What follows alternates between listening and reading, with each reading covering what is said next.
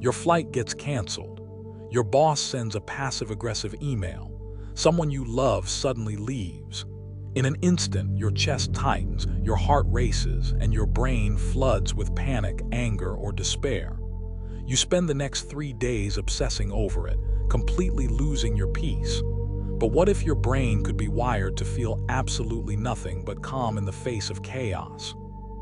Most people think Stoicism is just an ancient philosophy for Roman emperors, about suppressing your emotions and acting like a robot. But modern neuroscience proves that Stoicism is actually a highly effective biological operating system. By the end of this video, you will understand the exact neuroscience of how Stoic practices physically rewire your amygdala, thicken your prefrontal cortex, and build a literal biological shield against stress. To understand how Stoicism works on the brain, we have to look at why modern life breaks us down. Every day, your brain is hit with stimuli. When something goes wrong, your amygdala, the brain's threat detection center, sounds an alarm. It pumps your body with adrenaline and cortisol. This is useful if a tiger is chasing you, but catastrophic if it's just an email. The problem isn't the event itself. The problem is that your amygdala cannot tell the difference between a literal tiger and a minor inconvenience.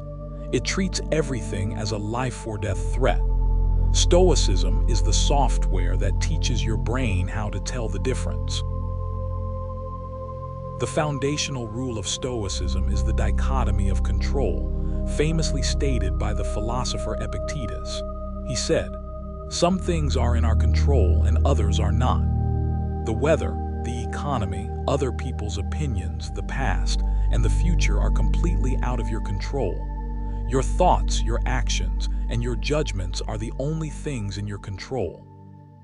Neurologically, when you spend cognitive energy worrying about things you cannot control, you are burning massive amounts of glucose in the prefrontal cortex for zero biological reward. You are running a high-speed algorithm on a problem that has no solution. This metabolic drain leaves you exhausted, anxious, and depressed. But when you apply the dichotomy of control, you instantly cut the power to the panic. When your flight is canceled, you cannot control the weather or the airline. You can only control your reaction. The moment you consciously accept this, your prefrontal cortex stops running the useless fix-it algorithm. It stops burning glucose. The cognitive friction drops to zero. You immediately feel a physical sense of relief. You aren't giving up. You are biologically optimizing your brain to only spend energy where it can actually generate a return on investment. This brings us to one of the most powerful concepts in psychology, discovered by psychiatrist Viktor Frankl. He said, "Between stimulus and response, there is a space, and in that space lies our freedom." Neurologically, that space is the 0.2 seconds it takes for a signal to travel from your amygdala to your prefrontal cortex. Untrained people have zero space. The stimulus hits the amygdala, and they instantly react with anger or tears. Their prefrontal cortex is completely bypassed, but a Stoic trains themselves to widen that gap. They force the signal to stop at the prefrontal cortex for logical processing before it reaches the motor cortex to become an action. And if decoding ancient wisdom using modern neuroscience is what you're looking for, make sure you're subscribed to MindConnect, because we go this deep every single week. But how do you actually build that cognitive gap? The Stoics used a practice called memento mori, remember that you will die.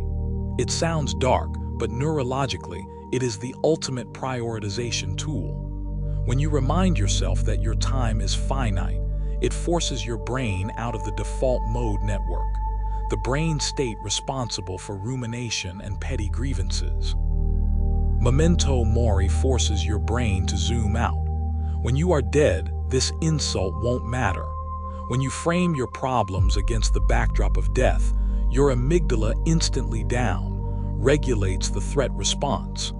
The problem shrinks, and your biological capacity to handle it expands. Then there is the ultimate stoic weapon against suffering, amor fati, or love of fate. This doesn't just mean accepting what happens, it means actively embracing it.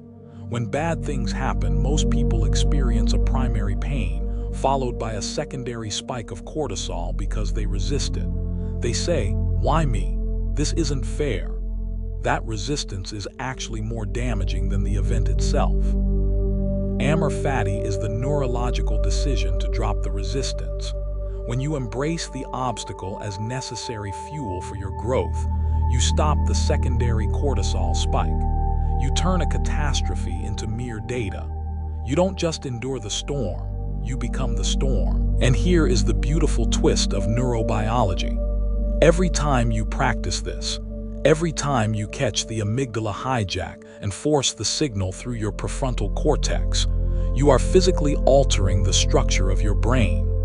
Thanks to neuroplasticity, the neural pathway between your logical brain and your emotional brain becomes thicker and more myelinated. Over time, what used to be a conscious, painful effort becomes an automatic reflex. You aren't just acting like a stoic. You are biologically building an unbreakable brain. You are evolving your own hardware. So how do you apply this today?